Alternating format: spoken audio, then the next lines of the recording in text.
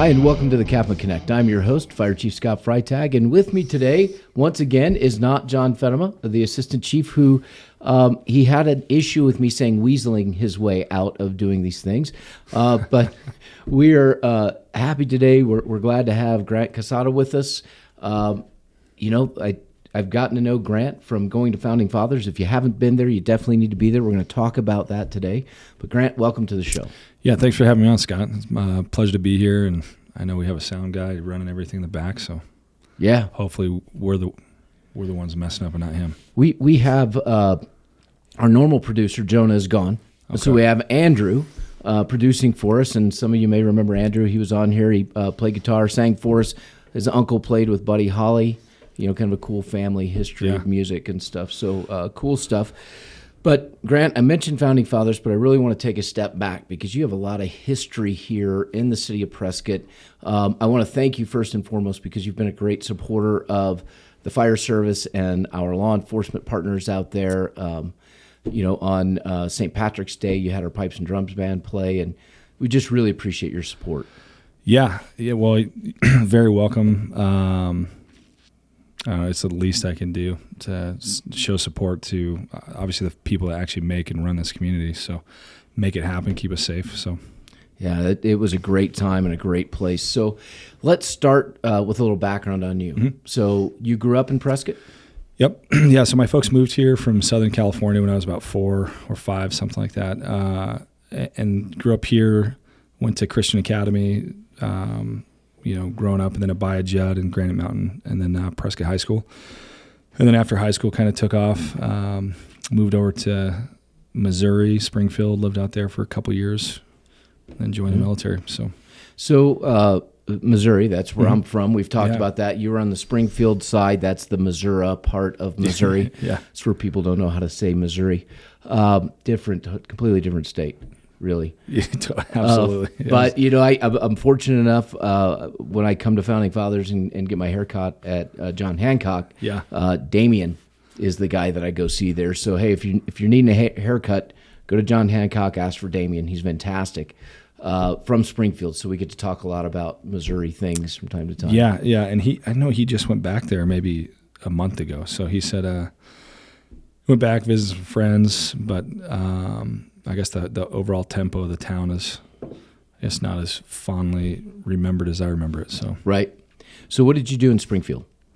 So my first maybe couple months I got out there, I was moving pianos, trying to figure out what to do. And I got into cutting hair as a hairdresser actually the very first day. So a buddy of mine, I was living with him and his folks for a couple of weeks, and I didn't really know what I wanted to do. I did a couple years of college here in town, and everything that I was gravitating towards was stuff that I didn't really see myself making any good wage or living off of it. So went out there, and he was joking around about cutting hair, and he had just turned 21 and opened up a birthday card, and there's $500 cash, and I was like, dude, that's a lot of cash in 2002 or whatever. And he's like, yeah, this is from one of my parents' friends. It gives me and my brothers $500 every year since we were kids. So, oh wow! I was like, well, I got to work inside, and I'm around pretty girls, and I work inside, and it's a lot of cash. So yeah. So that was kind of how I got into cutting hair. Did that for 3 years, and it was cool, but I needed something more. It was kind of unfulfilling, especially with just being a young, very proactive, active man. Right. So what made you gravitate towards the military? And you were in the Army, correct? Mm-hmm. Yeah. So my stepdad spent 21 years in the Army. He retired out of 10th Special Forces Group, and then he was a deputy here in town for about 15 years. So, but prior to that, and him being involved in my life, I'd kind of always read, the old Vietnam books and LURPS Rangers and the SEAL books and Green Berets, and so I always wanted to do that, and I'd gotten some trouble here when I was a kid, 16 or so. So I kind of was unable to jump right into that at 18, right when the war kicked off. So a couple years after that, at 23, there was a really small window where the Army opened their doors up, and I was just in the right place at the right time, and obviously Providence, and able to get in. So right. Yeah. So what did you do in the military? So 8 years in Ranger Regiment, so special operations, and then I was there for 6 deployments to Iraq and Afghanistan. Some of my jobs, grenadier, saw gunner, master breacher, like explosives, and then my last 5 years was a sniper. So I spent 5 years as a sniper team leader, sniper section leader. Oh wow! And did several deployments as a sniper in Afghanistan and Iraq. So yeah, that's pretty amazing. Yeah, it was a great time. And how long was each deployment? Our deployments are usually about 5 to 6 months or so. So we deploy every 6 months. We're overseas for like 4 to 6 months. Okay. And then so it's a really fast tempo. So I was there for 9 deployments. I missed 3 just from schools and other stuff, and went on 6. So that's pretty amazing. Yeah. So were you married at the time? I was, yep. Okay. So my wife and I both grew up here in Prescott, and then from 2nd grade on, we didn't get married till right when I joined the military. Okay. And then, so she's awesome, but she stuck with me through the whole thing, and we saw a lot of marriages dissolve, and it's a very high tempo, stress job. Just like, I mean, I know you guys experience it. You do it as a daily job. So, but I think at year 7 we were doing the math and realized we'd really only spent, I think on average, about 2 months a year with each other. So between deployments, like once or twice a year, and all the different schools we go to, very busy. And that kind of was, I tried for a selection to an SMU or a special mission unit, and kind of failed out the last day, and that was kind of the catalyst to where it was like, hey, I need to get out, go home, My wife and I had our oldest son at the time, and so that was kind of the reason to move back. Gotcha. So when you get, I want to go back to your military career here in a second, but I have a question for you, because you said first 7 years, 2 months a year you spend together, and sometimes that creates a healthier marriage because you're not irritating each other. Yeah. So how was it when you were actually back home and living together? Did it take a little adjustment for you guys to work through that? Yeah, I think it did. She's a very strong, like, independent woman, and so that played to, I think, the strengths of both of our marriage and who we are as individuals. And so really, with both of us being like firstborns and independent individuals prior to getting married and then getting married, she was able to kind of find her value and self-worth in what she was doing, and kind of keep a steady pace of what she was doing outside of always being like the wife of the Ranger. Gotcha. Or the guy in the military. So that was definitely, it allowed for us to kind of find our clip a lot faster. And as soon as I got into Ranger Bat, we were married, so I never had that experience of being in the barracks and living with my buddies and all the kind of tomfoolery that goes around with it. So we lived off base, we bought a house, so it was very much a pretty normal life in that sense. And then obviously I'm just driving into work every day doing a normal job. So normal as can be. Exactly. So I know when I got promoted and I left the floor, so I wasn't going to be on the 24-hour shifts anymore, my wife's response was, so let me get this straight. You're going to be home every night and the weekends. And I'm like, yeah. She's like, I don't know that I like this. You're going to need to go away from time to time. And now that I'm in this position here, I'm gone, well, except for this last year that we don't want to talk about. I'm usually gone a lot because of the things that I'm involved in. Yeah. So when you were in the military, what was your rank? So I got out of the military as an E6, so staff sergeant. So I made E6 in 5 years, which is pretty fast. But in the special operations community, you pretty much pick up rank pretty quickly. It's pretty easy to do that. Just the amount of responsibility and everything they expect of you and what you're doing. You're already operating at a very high threshold of leadership, and then the expectation of what you're doing and what's required of you, and it's a very sink or swim type of mentality. So you're either cutting the mustard or you're not. And I saw guys all the time where they might crush it at a certain rank And then as soon as they get promoted to another rank, they can't hack it. And Ranger Regiment's kind of unique because we don't have an identifier really like you do in the other soft communities, like the SEALs or Green Berets and stuff. And so those guys can go through those pipelines, right, and they can make it there, but it's not always that they can maintain or sustain. And so those guys sometimes they get moved around. With us, I remember having this conversation with the regimental sergeant major one time, but he was like, the biggest thing we have is the ability for our release for standards. So I saw it all the time where guys mess up on a Tuesday and it's like, boom, they're gone to the big Army. 4 days later, they're out. That's it. Yeah. So when people got promoted and struggled, was it a leadership issue that they took on an additional role supervising some other folks or leading a team, and then they struggled in that capacity? Yeah, I think that was part of it, or guys just hitting kind of like that Peter principle. Right. They hit their ceiling. They don't really know how to evolve as a leader or independent thinker, and it's a very tiered structure in the military, just like here. Firefighters it's a paramilitary organization. It's that's the genesis, if I remember correctly, of how it all got started. But, you have obviously a lot of lower ranking guys at the bottom. And then as you start climbing up that pyramid, I mean, at some point it's like up or out. And so, and regiment's pretty small. I think maybe there's 1,600 guys between the 3 battalions. Okay. So people get promoted just like in the fire service. We promote somebody and we give them a time frame. You're on probation for a year. Yeah.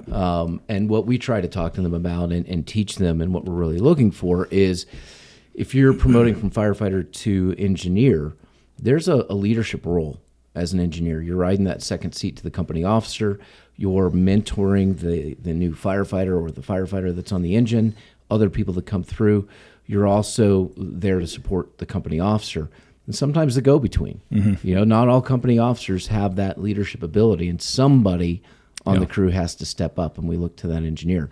We don't want to see that. That's not what we're trying to promote. But then when you get into that company officer role, there's a level of strategy and tactics, right? Because you still have to do the job.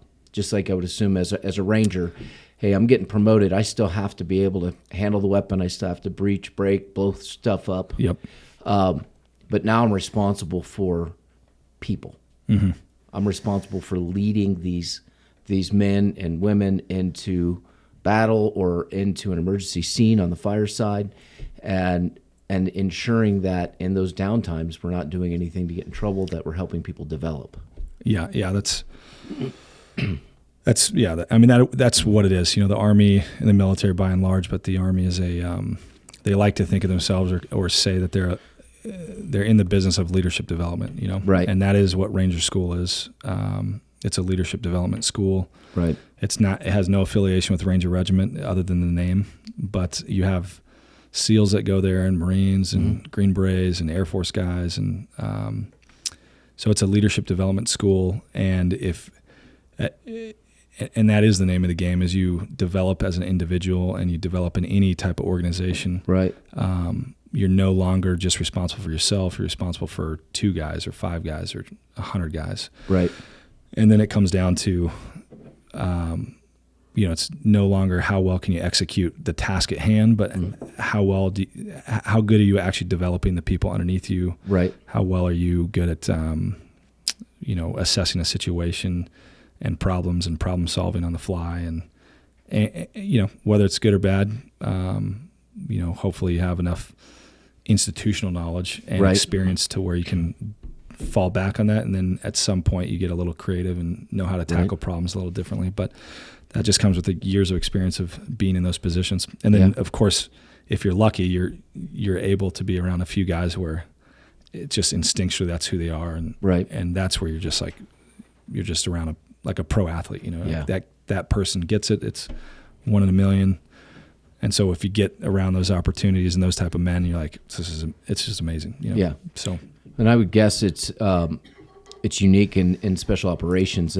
From the little bit that I know, listening to Jocko or reading some books from some former Rangers or SEALs or whatever they are, whatever the different positions, whoever wrote the books.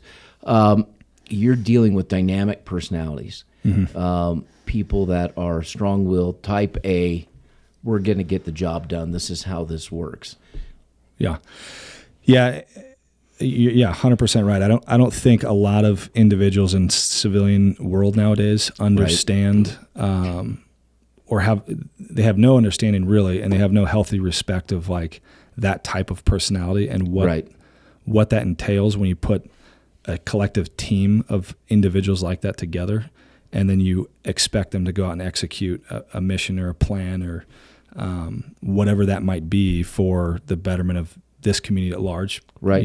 Yavapai or Prescott, or you're talking fire, police, or first responders, or in the military sense. And so because a lot of people don't understand that and they see one or two very strong-willed individuals, when you get a collective group or body behind it, then it's off-putting, and there's a sense of kind of like, where do they fit at in society? Right. So when you get them all together in one room, everybody just feeds off each other, and everybody starts, making themselves operate and work at just such a higher level, a higher threshold, to where you're forcing yourself just to be better because you're around better individuals. Yeah. And I'm a huge fan of like the shame culture. Right. There's something to be said about being held, your feet held to the fire, and knowing if you mess up, you're going to be held accountable by your peers. Right.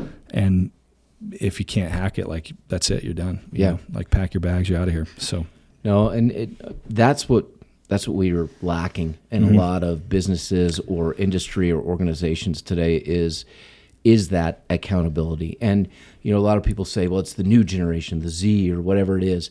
It's really not. It's all generations. It's how people were brought up. It's who they are. Because you have some folks that are millennials or Gen Xers, whatever, that are very strong-willed, that are committed, that will tackle the hard jobs to accomplish. And then you have baby boomers that won't. Yeah. And so there's a generational component to it, but I think it goes back to the individual. Yeah, 100%. Because at the end of the day, we're talking human conditions and who we are as individuals when we're born and who we choose to become. And some of us, obviously we all have different characteristics and mannerisms. And so underneath a microscope or magnifying glass of the military or an organization that's put together like that, those will be enhanced and drawn out. And you're going to find those individuals gravitating towards stuff like that. And then in other areas of life, I mean, you might not see that, but you have leadership in all levels across the board, within business, within community, within obviously civic service, and you need solid men and women to pick up where people left off and take ownership and take responsibility and be willing to take the arrows that so many cowards don't stick their neck out on the line for. Like one of my favorite poems is Roosevelt's poem, "The Man in the Arena." It's a great poem for all of you guys who want to Google that. But that's exactly it. You have the people that step into the arena that are willing to train and have the know-how and the experience to be there. But on the exterior side, you have people that will just lampoon and make fun of and everything else that goes on with it, but until they actually get in there, they have no idea what they're talking about. So well, that's the interesting part in life, I guess, is the more you put yourself out there, the bigger the target you become for other people. And I look at it from the standpoint of, I think it's more jealousy than anything. If you're putting yourself out there and you're succeeding in things and people are trying to shoot you down, it's because you're setting a bar that they don't want to strive for. Yeah. And to me, that's on them. That's their choice. If you don't want to strive for this, don't strive for it. Shut up and go sit over there in the corner because we have stuff to get done. Yeah. And I think that's personalities like ours. Now, I was in the military, but it was the Air Force. So that kind of counts. Kind of. Man, I don't know if I knew that. Yeah, I don't. You hide that deep down inside. I do. I don't admit that, especially around special ops guys or Marines. I don't mention that. I just keep it quiet. But getting into the fire service and really finding my path in life, I started putting myself out there. And had I not done that, I wouldn't be where I am today. Yeah. And speaking of that, where we are today, you came back to Prescott with a vision. And that vision has become reality, at least part of it, because your vision just keeps going. So tell me about that. Yeah. So when I moved back to town, I did not want to fall into the trap of like, I think what so many guys out of the special operations community kind of gravitate towards is, hey, I can hang up my gun for the military and I can go become like a gun for hire and make 2, 3, 4 times the amount of money, right? With not as much oversight and not as much involved with what's expected of me. And so there's a huge draw to it, especially with once you start acquiring a lot of the special skills, it's too easy for me to, and I still every once in a while will pick up little contracting courses here or there where I'm instructing or something, but $1,000 a day, $1,500 a day. And guys will just gravitate towards that because it's like, hey, it's easy money. I don't know what I'd be doing anyways. Right. But I didn't want to just jump right into that because I knew that's, like I said, it's so many times it's a default. So I just was like, well, praying about it and talking with my wife, and it's like, I'm going to go back into cutting hair. I do not want to deal with females and cutting female hair. And so I started a barber shop. But I did do some research around the area, and I think at the time there was this is 2014, there was about 11 barbershops like in the area, Prescott Valley, and there was, like 150 salons. It was crazy. Right. So that real quickly was like apparent to, I don't need to be going to women's hair for sure. I can go into men's hair. But then the other part of me of starting the barbershop was very much the vision or the mission of like, how do I help be a leader within the community on a business side, whatever that might look like. And really you have men and young boys that are coming in every single day to get haircuts. And so you're just developing relationships with them. Right. And that might turn into friendships, or it might just be, hey, this is my barber. I've known him for 5-10 years or whatever. But it's an ongoing dialogue of doing life together at some level, even if it's just once a month. But the ability to speak into and, maybe sow small seeds of wisdom or just listening to people, really, and really caring about who they are and what their story is and getting involved at their personal level. Right. And so I use that as the catalyst to continue to grow into what Founding Fathers is now. And I partnered with my buddy Jesse Burke 4 years after I started the barber shop. Right. And Jesse was an Air Force chaplain. He was born and raised here, him and his wife.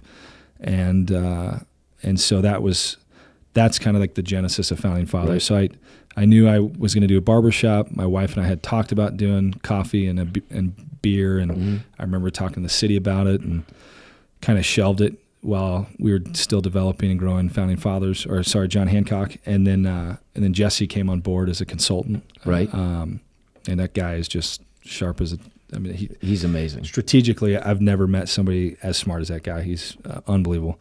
So that's kind of where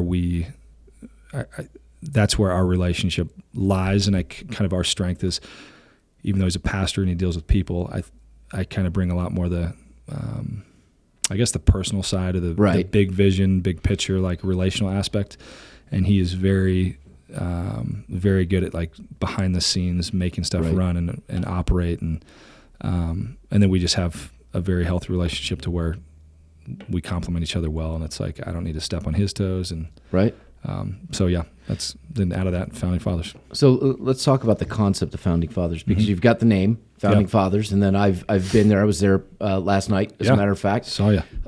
And in the speakeasy portion of it, you've got the book in there. You've got some references to our history as a country. Really, Founding Fathers is a patriotic place to go. You feel that vibe when you go in. Yeah. So what's the behind the name Founding Fathers? What is that? Yeah. So I started with John Hancock Barbershop. I wanted something that was patriotic and easy to remember, and everybody can kind of associate something with John Hancock, even if it's as simple as like, hey, put your John Hancock there on a signature for your piece of paper. And so we wanted to build off of that, and we didn't want it campy or cheesy and make it John Quincy Adams Bar or Benjamin Franklin, whatever. And so as we were developing the names, and we kind of had the concepts down, but the names, Founding Fathers is what we had kind of started with, and then we were looking at each one of the concepts. So the name of the tap wall, so we have a 65-wall self-serve tap wall. We're the largest in the state, and I think we're the 5th or 6th in the country. Okay. So for you that have not been out there, it's just you kind of check in at the counter, you get a bracelet, and then it's more of experience-based. Right. You can serve yourself as little or as much as you want when it comes to your beers or wines or whatever's on the tap wall. But the name of that is City Tavern, which is where the Declaration of Independence was written by our Founding Fathers. Okay. And then the coffee shop is Merchant Coffee, which is where it was read to the public for the first time. Oh, very cool. And then City Tavern and Merchant Coffee were in the same building with a conjoining door. And so the Founding Fathers would go from drinking beer to coffee and back and forth. And so that's the tie-in with those two names. And then Liberty Mercantile, kind of like Liberty Bell, but really It was taken out of John Hancock was a shipping mogul and tycoon, and he exhausted pretty much his entire wealth and inheritance into the freedom of our nation. And so he died poor, him and his wife. He had no kids, but he had a ship called one of his ships was called the Liberty, and it was like a cutter, and they would just go around raiding the British ships until it got sank. So it was a mercantile ship, and so that's kind of where we named Liberty Mercantile. And then we have 7-6, which is the speakeasy. Right. And so that's kind of a playoff of 1776, but we have it spelled out 7-6. And then the only thing that probably did not exist back then was Founder's Gym. So, right. And then we do have a buddy of ours, Rob Johnson, who's got Northern Arizona Jiu-Jitsu, or Mountain Tribe. But he's awesome, and everything he's doing fits or aligns very well with like who we are, our morals and values as a company, and that guy's just a phenomenal asset to the community. So, and it's a great place to go. I met some folks with APS there last night who were up in the valley who hadn't been there before, and they were just amazed at the concept. And I don't know if enough people understand what you just explained, that hey, each section of Founding Fathers is named for a historical figure or place that has to do with the founding of our country. Yeah. Going back to 1776 and the Declaration of Independence and all of those things that we look to in history. And I think the city of Prescott, the folks that live up in the Quad Cities, I think more of them than anywhere else in the state of Arizona are committed to that and remembering the history of this country and what folks like you fought for. Yeah. Yeah, it's been, it was like a 2.5 year struggle to get that thing open. So we bought the building. It's 14,000 square feet, and then took us 2.5 years and finally got there. But it's good. We were able to provide, I think right now 55 solid paying jobs for individuals working there, and a couple careers, of course. And everybody's having a fun time, and we have like no turnover, and everybody's doing well, and the community loves it. And so really our 3 values are connection, community, and care. Okay. And that's pretty much what guides the entire business concept and operation of like, what are we doing that helps benefit the community, connects people, and then how do we care for our team and then care for the community at whatever capacity that might look like. So like for instance, this 4th of July, we're throwing a huge party with the city up at Watson Lake for the 4th of July fireworks show. Oh, very cool. But we're trying to be very intentional with everything we do as we continue to grow. And we'd love to make it out to Prescott Valley sometime in the future, and put one out here that kind of allows the ability for people within Prescott Valley to come and have a place of their own. So, and I've been pushing for that out here. Yeah. I'm pushing for the Prescott Valley location because where I live, it's a long drive. Yeah. And how I found you was, I was in Prescott area leadership with Jesse when you guys were planning this, and you came in and spoke to us. So we met there. But then last year when all this other craziness happened, I couldn't get a haircut. And I don't have a lot of hair anyways, so I just go to wherever and somebody would cut it really short and be done. Well, they shut everything down, so I couldn't go. And as things started to open back up where you could go back in, I looked at where I normally went, and they had a mask policy, a mask mandate. And you and I are very similar in that we're just not mask people. No. So I looked at your website and said, hey, this looks like a place I could go. So I went on the website. I got an appointment, went down there, been going there ever since. Yeah. And when it was at the old location by Elks Theater, and now down where you are in Prescott at the Founding Fathers facility. And it's a great place to go. It's very comfortable. The people are nice. The patriotism, you just feel it when you walk in the door. The history and the plans that you have for the outdoor area are just, I'm looking forward to hanging out there this summer. Thanks, man. Yeah, we're getting ready to start about a $40,000 project on the backside of the creek this month, end of the month. So I'll have a lot more seating and paver patios and outdoor fire pits and overhead canopies. And we're going to put like a stage on the other side of the creek so we can have bands playing outside. And so it's going to be, it'll be a good endeavor in addition to obviously downtown and the whole Granite Creek corridor. So, well, I've had the opportunity to meet with some folks down there. It's a great place to meet, not just meet people, but meet people for meetings. Yeah. And, we've brought some of the other firefighters, some of the union local folks down to visit with you a little bit. Again, because your company and you yourself are very supportive of local law enforcement and firefighters. And we want to point that out, give a shout out to our local law enforcement folks because we do support you. Yep. Here's the $100. It's under the table. Yeah. Take it. We want to make sure that that they understand that. As a matter of fact, next week I'm speaking at the Back the Blue event in Prescott Valley. Only 3 to 5 minutes. I probably will take some jabs at law enforcement because we have that relationship. Got to. Yeah, I mean, 10 more points on the entrance exam and a personality. They could have been heroes like us, but, we still like them. Oh, man. We let them come in our building so they can feel like perfect. Yeah, it's just gives them that. You hear that, Brambilla? We're calling you out, buddy. Yeah, that's right. So, where are you in Prescott? What's the address? So we're at 218 North Granite Street. So we're a block and a half northwest of the square. Okay. And website where people can find you? Website is foundingfatherscollective.com. And on Facebook as well? Facebook as well, Instagram. Phone number is 928. We have so many dang phone numbers now. I think it's 928-541-1556. So I have to figure out Instagram. I don't really know what that is. Yeah. But people use it. I hear about it on YouTube because I've started watching that all the time. Yep. Because there's nothing good on TV. No, it's like there's so many different creative ulterior ways to get information these days. Right. So looking forward to the July 4th event. Founding Fathers working with the city of Prescott to put that on. That's going to be exciting. Looking forward to the building that's going to be coming to Prescott Valley. I'm going to go out after this, find a location, put a stake. Perfect. Tell everybody that's yours.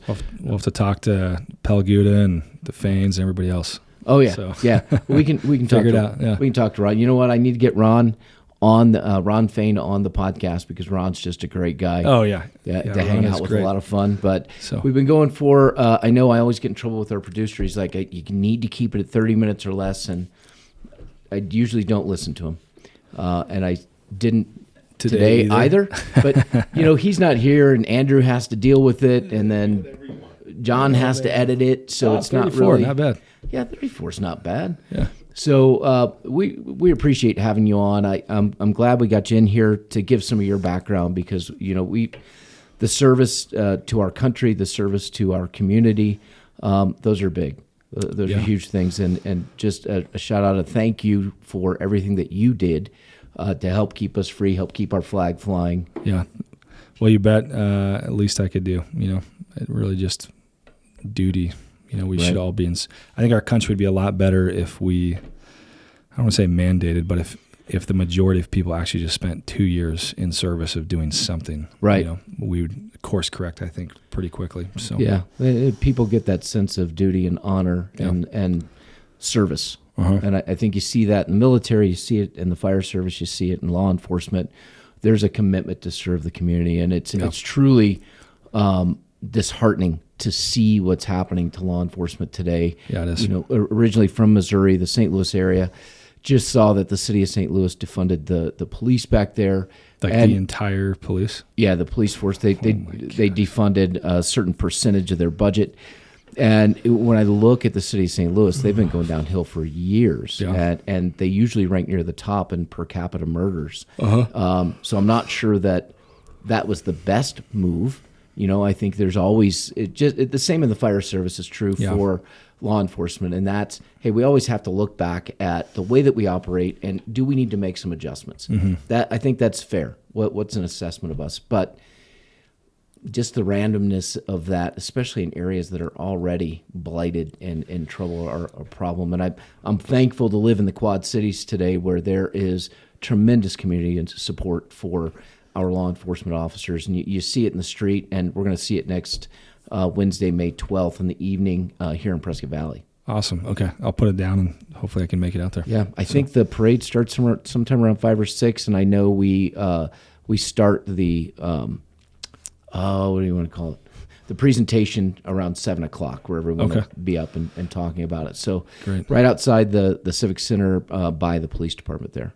Awesome. Yeah, it'll be a great night. So with that, Grant, thank you very much. It was good to see you last night. Good to see you again today. Yeah, thanks, Scott. Andrew, thank you for handling this for us. You're awesome as always. Are you going to sing us out? Or are we going to Taylor? Can we get some T Swift? Yeah. Come on, Andrew. Andrew's going to start singing some Taylor Swift for us. Next time. There's a copyright infringement. I don't know. So until next week, go out, support the community, and plan on being out there May 12th for the Back to Blue event in Prescott Valley.